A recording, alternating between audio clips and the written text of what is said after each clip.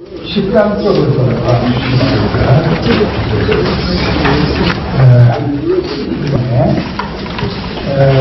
제가 공부한 걸 발표한 걸로 여기시고, 우리가 지식이 있다면 얼마나 있겠습니까? 그렇게 이해하시고, 본론, 그래서 그 주제 내용에 무슨 그 규범적 고찰이라고 이렇게 해서, 이게 어떤 뜻인가 할지 모르겠습니다만, 이런 현상적인, 또 감성적인, 그런 접근이 아니고, 여러분들 아다시피 규범이라고 한다면은 다 아다시피 종교 규범, 도덕 규범, 법 규범이 있는데, 규범이라고 하는 건 뭐냐면, 사실상, 또 인간의 본능상 어떻든 간에, 그거와 관계없이 당연히 지켜야 돼야 할 것. 이런 영역에서 흔한 말로 그 규범 법칙은 뭐 거의 독일어 말로 원래는 법칙이다. 그러니까 인간의 욕구, 사실이 어떻든 간에 하나님의 말씀이나 이 법이라고 하는 거, 도덕이라고 하는 거는 당연히 지켜야 될 것이다. 이런 측면으로 이런 전제 속에서 우리 주제와 관련해서 단순히 헌법이 몇 조가 잘못됐다는 게 아니라 하나님의 법이 최고라면 하나님의 법에서 나와 있는데 뭐가 잘못됐냐? 그럼 짐작하지 않습니까 지금? 그 다음에 이제 헌법의 의의와 기능은 생략하겠습니다. 헌법은 아까 본 대로 국가의 최고 규범이라고 합니다. 그리고 헌법은 그것이 사회학적 헌법, 법학적 헌법 이렇게 학자들이 나눠져 있습니다. 사회학적 헌법은 사실적인, 정치적인 그런 측면에서 이해하는 헌법 개념이고, 법학적 헌법 개념은 공동생활에서 당위로서의 법이죠. 저는 이 후자를 택합니다. 근데 헌법학자는 앞판 쪽의 걸 많이 얘기합니다. 헌법은 정치적인 관계를 규정하기 때문에 정치적 현상을 무시하고 헌법법은 안 된다. 작년 소위 말하는 탄핵 문제도 정치적 현상을 보면 지금 대사가 다 이런데 그냥 때려. 저는 몇 군데 글 쓰면서 법은 안 된다. 근데 결국은 소용없더라. 앞으로도 이럴 겁니다. 그러니까 저는 어디까지나 헌법이 갖는 규범적 측면이 지켜지지 않으면 어렵다라고 보냅니다. 그 다음에 이제 우리 헌법의 기본 원리가 뭐냐 하는 거는 우리 헌법에 다 나와 있습니다. 그 기본 원리라고 하는 뜻은 헌법을 지배하는 지도 원리, 모든 헌법의 지도 원리가 뭐냐, 그리고 국가나 헌법이 추구하는 이념이 뭐냐, 여기에 대한 실천적 원리가 헌법의 기본 원리입니다. 그런데 이건 몇 가지라는 걸 알아야 됩니다. 그러니까 어떤 면에서 제가 교회법 아카데미를 하면서 어느 단계에 이 헌법 강의를 좀 해야 되겠다. 근데 이거 목사님이 원하는지 안 하는지 모르겠어요. 강의를 안 받더라도 좀 헌법 강의를 좀 들으시면 좋겠다. 국가가. 왜? 이 헌법이 하나님의 법에서 나왔습니다. 이거 알아야 됩니다. 그래서 간단히 말씀드리면 우리나라 헌법의 기본 원리는 첫째가 국민 주권주의입니다. 주권의 원리. 두 번째가 자유민주주의. 세 번째가 법치국가의 원리, 복지국가의 원리, 문화국가의 원리, 평화국가의 원리를 들고 있습니다. 지금 정부는 이 중에서 복지국가의 원리 쪽에 치중하는 것 같아요. 일리가 있죠. 근데 국자는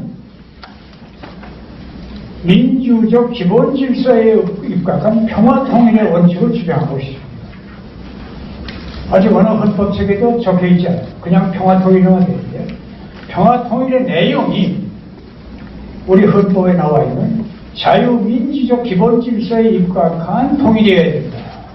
이거 목숨 걸고 나가야 된다. 그래서 여러분들, 제 개인의 얘기가 아닙니다. 헌법재판소에 그 결정이 있습니다. 1989년에 이루어진 재판입니다. 여러분들 한번 이런 기회에야 아마 읽어보실 거예요. 헌법재판소는 이렇게 얘기하고 있습니다. 우리 헌법의 전문과 본문에 담겨 있는 최고 이념은 국민주권주의와 자유민주에 입각한 입헌민주헌법의 본질적 기본 원리에 기초하고 있다. 기타 헌법상의 제원칙도 여기에서 연유하는 것이므로 이는 헌법제를 비롯한 모든 법령 해석 기준이 되고 입법 형성권 행사의 한계와 정책 결정의 방향을 제시하며 나아가 모든 국가 권력과 국민이 존중하고 지켜야 하는 최고의 가치 규범이라고 결정을 했습니다. 헌법에 나와 있는 문재인 헌법재판소에서 이렇게 결정했습니다. 지금 헌법재판관은 달리 해석할지 몰라도요. 이건 여러분 계알도 읽어보세요. 국민주권주의와 자유민주주의라는데 우리나라의 기본주의입니다. 다른 소리 하지 마세요. 대통령의 행위나 의법 행위나 이거 어긋나면 안 된다며. 그래서 이걸 조금 더 설명을 하는데 세 가지만 얘기해 보겠습니다. 국민주권주의가 뭐냐? 자유민주주의가 뭐냐? 네 가지. 법치국가, 자유민주주의는 평화 도의 원칙이 뭐냐? 국민주권주의는 다 들은 얘기인데 간단합니다. 국가의 최고 의사를 결정할 수 있는 원동력은 주권이라고 합니다. 그 주권을 국민이 가진다는 겁니다. 그게 국민주권입니다. 그래서 모든 국가 권력의 정당성의 근거는 따라서 국민에게 있다는 얘기죠. 국민에게 있다. 이게 위헌성이 있습니다. 민주주의의 약점은 뭡니까? 국민의 정당한 그 의견이 반영됨을 줘야 우중민주주의가 된 거죠. 선동을 하고. 요즘 보니까 선동할 필요도 없더라고요. 투스킨 그냥 기계 하나만 하면 다 여론이 나옵니다. 그러나 어쨌든 그건 그와 간에 정당한 국민의 의사지 조작된 의사를 나가는 게 아닙니다. 이것이 국민주권입니다. 그러니까 왕조국가가 아닙니다. 국민이 주인이라는 얘기입니다. 그래서 우리 헌법 전문에서도 국민을 헌법 제정의 주체이고 제1조 1항이 뭡니까? 이게 또 그 다음에 중요한 거죠. 대한민국의 주권은 국민에게 있고 모든 국민, 권력은 국민은 또 나온다. 이게 국민주권. 그 다음에 2항에 이게 아주 자유민주의 원리, 이게 우리 헌법의 최고의 가치 규범입니다. 여기에 이제 하나 중요한 게 자유민주주의라고 하는 건 결과적으로 자유주의와 민주주의의 주의가 결합된 정치 원리다. 이렇게 이해합니다. 자유주의, 민주주의가 하나 결합된 정치 원리가 자유민주주의다. 그럼 여기서 자유주의를 빼면 뭐죠? 자유주의는 없고 민주주의만 있는 원리인데 그럼 그 앞에다가 인민민주주의 하면 민주주의가 되죠? 안 된다. 우리 헌법이 개정되지 않는 한 자유민주주의에서 자유를 빼면 안 되는데 이건 헌법 개정안에 자유를 빼겠다는 식이 나옵니다. 가볍게 보면 안 됩니다. 생명이 걸립니다. 그래서 빨리 해야 되는데 자유주의라고 하는 것은 그럼 뭐냐? 여러 가지 해석이 있습니다만 자신의 인격을 독자적 자율적으로 발전시켜 나가려는 인간 정신의 근본적 욕구에 기초한 이념 내지 원리입니다. 좀 길어지는 것 같지만 여러분 다 이해하실 수 있을 거예요. 자신의 인격을 어떻게 독자적이고 자율적으로 발전시켜 나가야 된다는 것이 기본적인 인간의 욕구입니다. 이런 욕구에 기초한 이념과 원리가 자유주의입니다. 그러면 어떻게 됩니까? 부당한 국가의 간섭, 이걸 배제해야 된다는 것이고, 그리고 개인의 자유와 자유를 존중해야 된다는 겁니다. 위험한 게 뭡니까? 자유가 망정이 되는 거죠. 이건 진정한 자유민주주의 자유가 아닙니다. 그 다음에 민주주의라는 건 다 아는 얘기입니다만 간단히 한번 알고 계셔주세요. 민주주의는 국민에 의한 지배, 그리고 국가 권력이 국민에게 귀속된다는 것을 특정한 정치 권리입니다. 그러니까 국민이 아니고 노동계급에 의한 지배는 민주주의가 아닙니다. 국민이 아니고 어떤 왕권이나 수령 독재가 지배하는 건 민주주의 아니죠. 그런데 제가 얘기한 비판이 아니라 규범적으로 얘기하는 거니까 오해하지 말아주시기 바랍니다. 그리고 국가 권력이 국민에게 있지 어느 패거리에 있는 게 아닙니다. 패거리 지멋대로 하는 거 자유민주주의에 어긋납니다. 그래서 자유민주주의는 국민 다수의 의사와 이 내용 속에 자유와 평등이라는 게 깔려 있습니다. 국민의 자유결정을 토대로 하는 법치국가적 통치질서입니다. 민주주의는 법치국가적인 원리가 빠지면 민주주의는 위험합니다. 지멋대로 만듭니다. 정당한 법에 의해서 국민의 권리도 행사돼야 되고 대통령도 뽑히고 대통령도 행사를 해야지 법관 관계없이 지멋대로 하는 거 그거 아닙니다. 그럼 국가뿐 아닙니다. 교회나 노예나 초기도 마찬가지입니다. 법과 관련 없이 패거리로 막 하고 은혜로 막 하고 그거 아닙니다. 교회가 민주주의의 본이 되어 왔습니다. 우리를 이끌어 왔습니다. 지금은 전혀 달라지고 있는 것이 불행한 것입니다. 그래서 이런 주장이 어디 있느냐. 아까 얘기한 대로 따라서 인민민주주의와는 완연 구별된 개념입니다. 즉 개인의 얘기가 아니라 이 법리적으로 볼 때 자유민주주의는 인민민주주의와는 결합할 수 없는 그런 개념입니다. 우리 헌법전문이 이렇게 되어 있습니다. 자유민주 기본질서를 더 공고히 하고 이게 헌법전문에 나와 있습니다.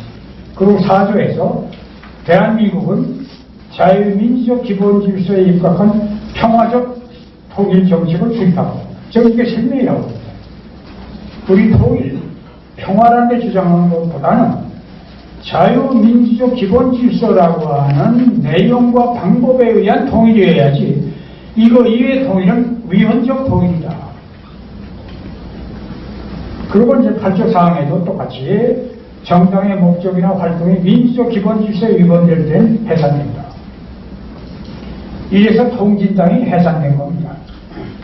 미워서 해산된 게 아니라 그 정당이 자유민주주의에 위배되는 자유민주주의 국가의 전복을 도모하는 행위가 있었기 때문에 해산된 겁니다. 지금은 그런 것들이 수록합니다. 내가 봅니다. 그래서 그 마찬가지로 헌법재판소가 90년도에 내린 결정을 우리 이럴 기회에 한번 읽어보겠습니다.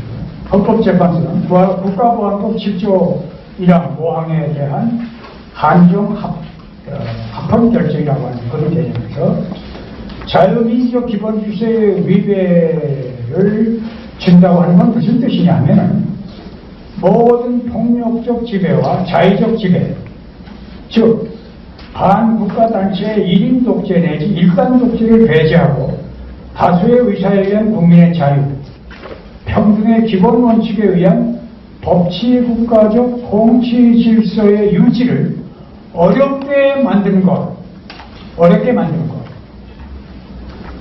이것이 자유민주적 기본질서에 위배된다. 이걸 더 구체적으로 말하면 기본적 인권의 존중, 권력분리, 의회제도, 복수정당제도, 선거제도, 사유재산과 사유경제를 골고루 하는 한 경제질서 및 사법권의 독립 등 우리 내주관, 부입니다. 부. 그리고 고질지. 내부 체제를 파괴, 변혁시키는 것으로 풀이할 수 있는 것. 이것이 곧 자유민주주의 질서에 위배된다. 헌법재판관들 우리 학자보다는 참 훌륭하죠. 아주 연구를 많이 합니다. 독일의 재판부 다임원들 분명히 나와 있어요. 자유민주주의 위배되는 건 이런 것들이다 이거예요. 여기에 동조하는 거 다 국가보안법이에요. 그러니까 길을 쓰고 국가보안법 폐지하는 겁니다. 간첩이 마음대로 돌아다니면 되는 거예요. 필요 없는 거니까. 그런 이제 입장이고, 법치국가라고 하는 것은 모든 국가의 활동과 국가적 생활을 어떤 법이냐면 법은 형식적으로 국민의 대표기관인 의회가 제정한 법에 근거한 법률의 지배. 근데 이거 실질적 법률은 법률의 지배가 아니라 법의 지배라고 해요. 그건 길게 얘기 안 하겠습니다. 법률의 지배는 잘못하면 법실증주의적인 입장이 될 수 있어요. 의회가 제정한 그 것도 되느냐. 자율법에 어긋나면 안 됩니다. 주관권 행사가 됩니다. 어떻든 간에 그렇게 보고요. 그 다음에 이제 자유민주적 기본질서에 의한 평화통일의 원칙을 얘기를 해보면요. 헌법 4조가 아까 얘기했습니다. 남북통일의 원칙은 자유민주적 기본질서에 입각한 통일통일이라고 선언하고 있습니다. 4조에서. 이게 헌법상의 원칙입니다. 헌법상의 원칙과 위배되는 행위하는 건 위헌입니다. 따라서 북한이 지향하는 인민민주 등에 기초한 통일원칙, 이거는 자유민주주의의 입각한 통일원칙에 위배됩니다. 앞으로 통일헌법도 자유민주주의를 핵심으로 해야 됩니다. 이 헌법학자들의 주장입니다. 근데 요즘 헌법학자는 또 이상한 소리 하고 있더라고요. 옛날 우리들은 많이 때. 그리고 이제 헌법 3조가 중요한 겁니다. 대한민국의 영토는 한반도와 부속 도서로 한다. 이게 단순한 것 같습니다만 한반도가 대한민국의 유일 합법정부라는 뜻입니다. 가볍게 보면 안 됩니다. 그래서 이거를 옛날부터 김대중 대통령 노무현 때부터 이걸 바꾸자고 합니다. 그러면 북한 지역을 어떻게 보고 있느냐 하는 거죠. 요 강경문 교수가 헌법에서 얘기 분명했는데, 통일국가의 규범성에 있어서 남북한 통일을 북한 지역을 사실상 지배하는 점거 집단인 북한 정권, 이렇게 말합니다. 그동안 이렇게 말합니다. 북한 인정은 하지만 이중성을 갖고 있지만 법적으로 볼 때는 북한 지역이 우리나라인데 사실상 지배하는 점거 집단이지 국가가 아니다는 거예요. 우리 헌법에 보면. 아시겠지? 이건 누가 뭐래도 지금 이 얘기하는 저 양반 어디서 왔나 하죠. 본인의 헌법은 그렇게 되죠. 따라서 북한 정권을 대한민국의 주권 질서에 복귀시키고 국민 주권적 통일을 이루어야 된다 하는 것이 1조 2장에 대한민국의 주권은 국민에게 있다는 것은 대한민국 국민에게 있으니까 한다. 그 실체는 자유민주적 질서의 통일이어야 한다. 통일국가의 방식은 아주 중요합니다. 단일 민주공화국의 통일이어야지 인민민주주의의 일당 독재의 이질서 법질서가 존재하는 국가연합이나 국가연합통일이나 연방국가 통일은 헌법질서에 위반된다. 다른 분은 강경문 교수가 분명히 얘기하고 있습니다. 그러니까 우리가 법적으로 떠들다가 법적으로 대응할 수 있는 이런 논리가 없이는 그냥 젊은 아이들 다 당합니다. 그러니까 젊은 아이들 강의 좀 하고 싶어요. 우리 헌법이 이렇다. 그 다음에 이제 판문점 선언인데, 여러분들 양해 주세요. 10분 후에 또 하고 좀 늘리도록 하겠습니다. 그 판문점 선언의 문제점, 아마 여기 이거 갖고 관심 갖는 분도 있고, 뭘 하냐 보고 있을 거예요. 기분 나쁘더라도 들어주시고, 반발이시면 나한테 합니다. 첫째, 판문점 선언의 내용, 한반도의 평화와 번영, 통일을 위한 판문점 선언입니다. 통일을 위한 선언입니다. 본질적으로 말하면 이것은 우리 대한민국 헌법의 원리와 헌법 지서에 위배됩니다. 헌법 3조 대한민국의 영토는 한반도 부속도서가 있다. 유일 합법적 문제입니다. 좀 사조 아까 말씀드린 자유민주적 기본질서의 통일입니다. 그 헌법적 문제도 자유민주. 그리고 판문점 선언 위에서 내가 이걸 자세히 보십니다. 끊어진 민족의 혈맥을 잇고 공동 번영과 자주 통일의 미래를 앞당겨 나갈 것이다. 그렇게 보이죠. 천만에 자주 통일의 미래를 앞당긴다. 대한민국이 참조해서 유일 합법적 겁니다. 헌법상 자유민주적 기본질서에 의한 통일이어야지. 무슨 민족의 자주적 통일이 무슨 소리냐? 우리 헌법으로 볼 때 아니에요. 하나 보시고, 대한민국 헌법이 민족의 규범입니까? 아닙니다. 대한민국 국가의 규범입니다. 따라서 민족 어쩌고 하고 대한민국 헌법하고는 다릅니다. 전문에도 조국의 통일이지 민족의 통일이라고 안 했습니다. 우리 법을 무시하면 안 됩니다. 우리 그 헌법을 만들 당시에 위재호 박사는 다 참 훌륭한 뭘 알아야 돼.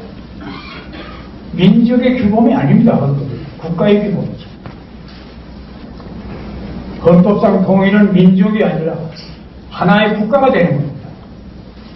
그래서 아까 이제 헌법은 조국의 평화 통일이라고 했지 민족 통일이라고 표현 안 했습니다.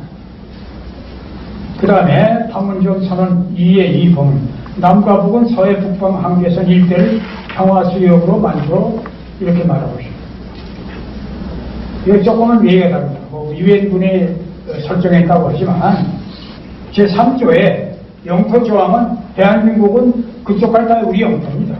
근데 뭐 지멋대로 무슨 평화수역을 만들어? 위배된다.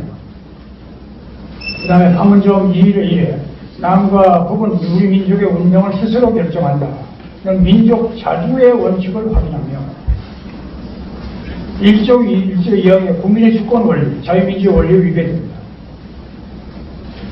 민족의 운명이 아니라 국가의 운명입니다. 국가의 운명, 국가가 중요하지. 지금 다문화국가, 다민족 국가인데 민족의 운명 어쩌고 해가지고 우리 속이면 안 됩니다. 이게 섞고 있습니다. 우리 민족이 같은 피는 섞였지만 그들의 행위는요, 우리 지배자, 이북의 독재자들의 행위는 우리 피하고 다릅니다.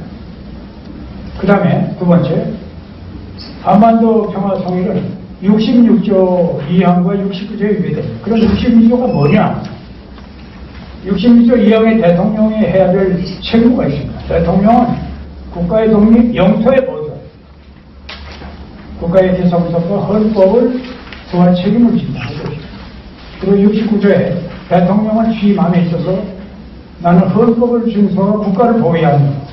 국가 보위라는 게 그냥 쉬운 말로 하는 게 아닙니다. 대통령이 됐으면 대한민국의 국가를 수호하는 거지 이상한 짓들 하는 것이 아니라니.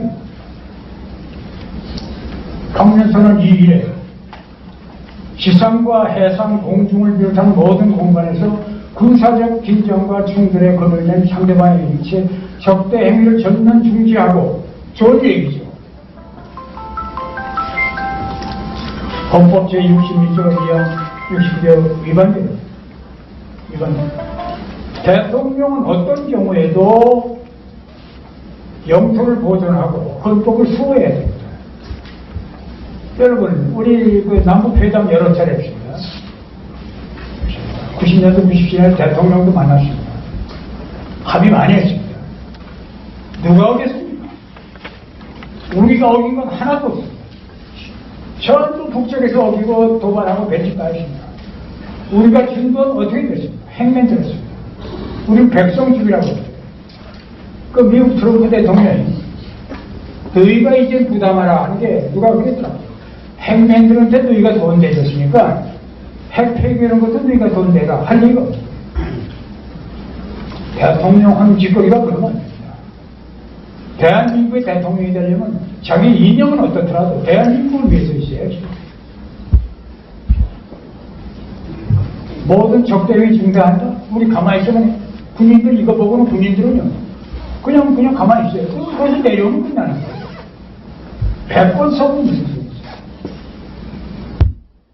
그래서 더 자세합니다. 북한의 수많은 테러와 만행 그리고 북핵 대량 살상 무기 우리 한국을 위험하고 있는 이런 국가의 안보가 위기한 이런 상황을 무시한 채 행한 이 선언은 대통령의 책무를 방기한 헌법 위배라고 생각합니다. 이거 아마 청와대 관련된 당관에서 와 있을지 모르지만 분명히 한번 얘기하자고요. 누구 맞짱 뜨면 뜨자고. 나 만났지 않겠지만 위배. 그다음에 세 번째 판문점 선언상 내용은 대부분 72조와 74조에 위배됩니다. 72조는 필요하다고 인정할 때는 외교 국방 통일 기타 국가 안위에 관한 중요한 정책을 국민투표에 붙여야 됩니다. 이런 선언하려면 국민투표에 붙여가지고 통일할 때 해야 됩니다. 위배됩니다. 이거 국회의원들이 이 얘기를 못하고 있더라고요. 국회의원들이 뭐예요? 국민대표가 그 국가 그 헌법을 갖고 얘기하죠. 국민투표에 국회 동의받는 게 아니에요.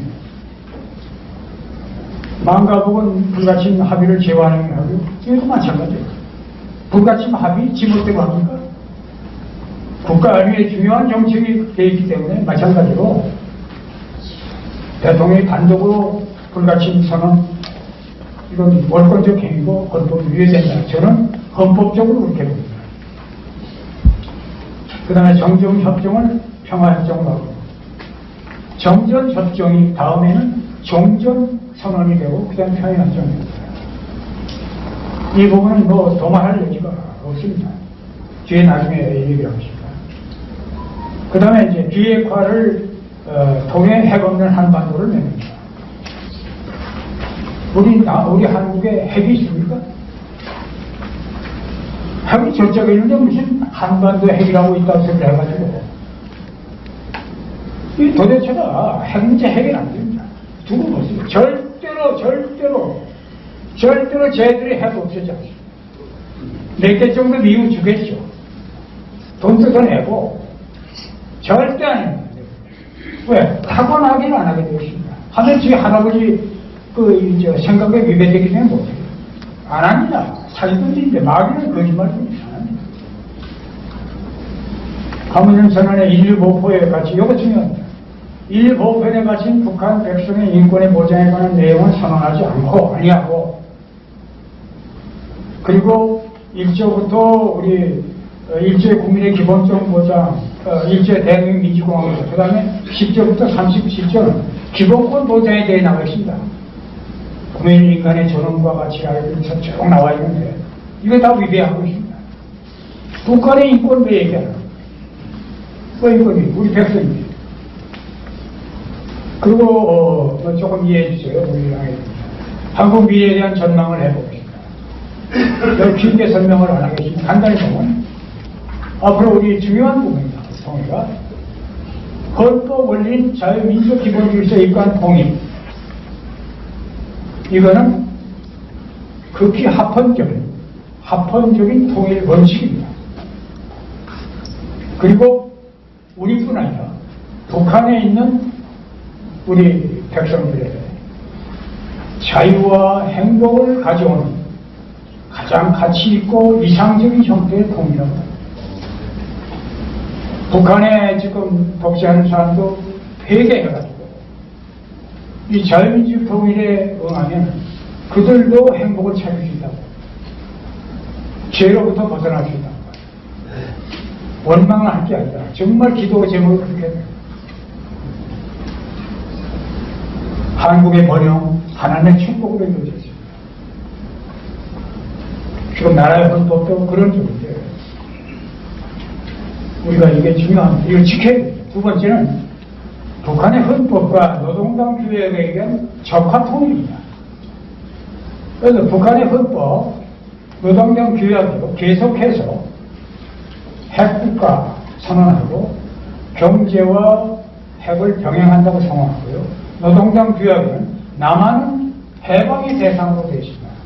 변경 없습니다. 다만 무슨 이민자에 대해서 뭐 어쩌고저쩌고 했지만 변함없습니다. 그러면 그렇게 될 때 어떻게 되냐? 북한의 백성뿐 아니라 한국의 국민들까지 인권이 유린되고 모든 권리가 박탈되는 노예적 생활을 하게 되는 수령 독재의 망국적 비극적 형태의 동인, 월남 동인입니다. 이번에 길게 얘기하고 싶지만 시간 때문에 조금 드리겠습니다. 저는 여기 우리 김장훈 장로랑 우리 3호 장로가 있고요. 6.25 때 이거 서울에서 3개월을 지냈습니다. 공산 치하에 있어가지고 장로님 만나고 목사님 만나고요. 말을 못합니다. 어떻게 누군지 믿을 수가 없어요. 석 달 동안이지만 그렇게 지옥을 경험한 적이 있어요. 절대 말 못해요. 그리고 완장 차고 와가지고 목사고 장로고 어른이고 그냥 잡아가면 끝납니다. 시청 앞에 인민재판도 봤습니다. 그게 남의 얘기가 아닙니다. 우리 얘기입니다. 뭐 무슨 교회 나만 알 것 같아요. 천만의 얘기예요. 천만의 얘기. 다 죽어요. 다. 그래서 내가 이 한두 달 동안 혼자서 신경을 써가지고 괜히 그랬는데 그 세미나를 하면서 원래 주제는 다음 세대를 하려고 하다가 장로가서 이걸 하면서 조금 풀려나가는 거예요. 이 두 번째 우습게 보면 안 됩니다. 월남통일 어떻게 되는지 아세요? 다 아실 겁니다. 73년도에 파리 평화협정이 있습니다. 미국이 어떤 경우에 다시 온다고 했습니다. 73년도에 협정하고 그 상태에 대개 어떻게 된지 아시죠? 월남이 월맹보다 군사력이나 경제력이 5배 이상 많았습니다. 2년 후에 부정 공세를 할 때 월맹군들이 신발이 없어가지고 자동차 타이어를 만들어서 끌고 내려왔습니다. 90일 만에 월남 다 먹어버렸습니다. 그 원인이 월맹에 있으면 아십니까? 천만에요. 내가 결론에 나오지만 월남의 종교인들이 다 썩었습니다. 우리 여기 다른 게 월남 정부가 썩었다? 천만에요. 종교인이 다 썩었어요. 스님들 매일 나와가지고 등신 자살하죠. 기독교인들 나와가지고 월남 뭐 하죠. 그러니까 미국이 볼 때 저거 도와줘야 소용없겠다. 지금 우리 건 아니에요? 좀 도와주는데 우리도 없이 이상한 전쟁 아니고 속하고 하나 찍어주고 평화협정하고 나가라면 나가지. 안 나갈 것 같으니까 천만에 평화협정을 하면요 논리적으로 여기 있을 필요가 없다는 얘기에 변명할 여지가 없어요. 물론 뭐 있죠. 정부가 저거 천만에요. 운동권이 대사관하고 부대에다가 한 달 동안 뭐예요? 던지는 거, 불 던지고 해보세요. 미국 나갑니다. 그거 안 할 것 같아요. 얘들 합니다. 한 달 내에 내려옵니다. 한 달 내에 내려옵니다. 우리가 목숨 걸고 지키지 않으면요, 이게 소용없습니다. 이게 이렇게 안 되길 기도하는데 기도만 하면 될 것 같지. 해가는 꼴이 짓고 트럼프도 처음에는 어쩌고 지금은 이상한 짓거리만 하고 있죠. 종전 선언하죠. 그러면 완전히 풀립니다. 전쟁 끝나는데 왜 총칼이 필요해요? 미국에서도 준비 다 해놨습니다. 5년 전에 전쟁 완비 다 해놨습니다. 군인들 헛것이에요. 국방장관은 헛것이에요. 그 다음에 이건 더 길게 얘기 안 하겠습니다. 우리 여기 정부 주파사를 주장하는 연방국가, 연합국가 통일하자. 이거 김대중이 이야기 쭉 하는 건데요. 연방국가나 연합국가 더 설명은 안 하겠습니다. 결과적으로는 장기적으로 볼 때 실질적으로 수령 독재의 적화 통일의 가능성이 큽니다. 왜 그러냐? 연방국가에서 통일을 위한 투표를 할 때 이 부분은 어떻게 될까요? 90% 이상이 김정일이 찍을 겁니다. 김정일.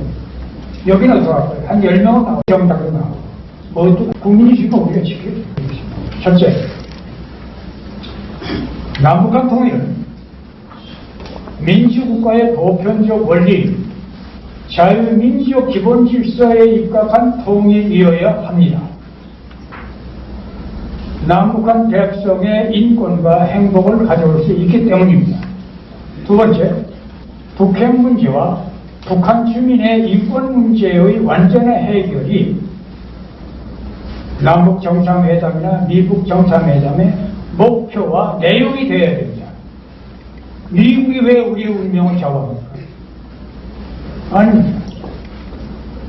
이 두 가지가 해결되는 것이 남북 정상이나 미국 정상의 목표지. 무슨 대통령이 재선되기 위해서 미국 대통령이 아닙니다. 세 번째, 북핵 문제와 북한 주민의 인권 문제에 대한 완전한 해결이 되지 아니한 상태에서의 종전선언이나 평화협정 체결 등은 미군의 철수를 불가피하게 하며 북한의 적화 통일을 위한 남침의 가능성을 높인다. 저는 분명히 확신합니다. 네 번째, 인류 사회를 지탱하는 핵심적 요소는 종교입니다. 국가 사회에서 종교가 심히 부패하면 전국에는 그 공동체는 생명력을 잃고 영적, 육적으로 죽음에 이르게 됩니다. 한국의 기독교는 해방 이후에 한국의 주된 종교였습니다. 예수님을 구주로 믿는 기독교 지도자인 목사와 장목사를 포함해서 돈과 교권의 유혹에서 벗어나서 행한 믿음을 통해 썩어져가는 한국 사회에 진정으로 소금이 되어야 됩니다. 아까 교회 문제 더 얘기를 안 하겠습니다. 제가 교회법 연구원하고 옛날에 재판국장을 하다 보니까 교수가 볼 때 이렇게 우리 교단에 문제가 있는 걸 몰랐는데 지금 보니까 보편적인 하나님의 은혜로 세워진 대한민국이고 발전된 대한민국의 모든 국민, 그 중에서 특히 하나님을 믿는 기독교인들은 하나님의 선하시고 기뻐하시고 온전하신 분별력과 결단력을 가져야 됩니다. 분별력은 저절로 안 됩니다. 우리가 공부를 해야 됩니다. 선한 지성과 이지력을 동원해야지. 그냥 있으면 불면력 천만에 안 나옵니다. 기도해. 결단력이 있어야죠. 우유부단하게 이것도 좋고 저것도 좋고 나라 되면 하나님 때문에 된다. 천만. 여섯 번째, 기독교의 교회, 교단, 연합단체의 지도자의 구성원들은 위기에 처한 나라와 교회를 위해 진정으로 합심해서 기도해요. 형식적 기도회가 아니라 정말 눈물을 갖고 우리가 기도해요. 그럼 실천적 과제가 뭐냐? 저도 좀 실천하는 거 봅시다. 스스로 재물과 시간과 열정을 내요. 그래서 이 위기를 막아야 됩니다. 막아야 됩니다.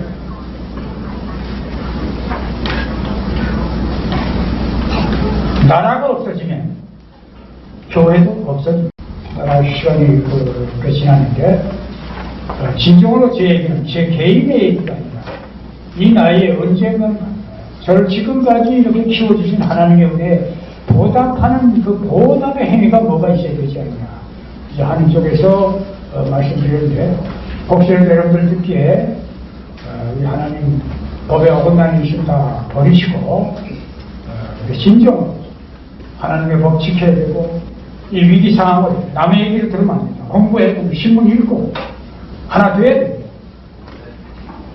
우리가 통치권의 행사는 우리가 통치권은 주권에게 있는데 주권의 행사는 투표에 있다고 합니다. 투표에 있다고 합니다. 양심에 따라서 우리가 투표해야죠. 죄송합니다.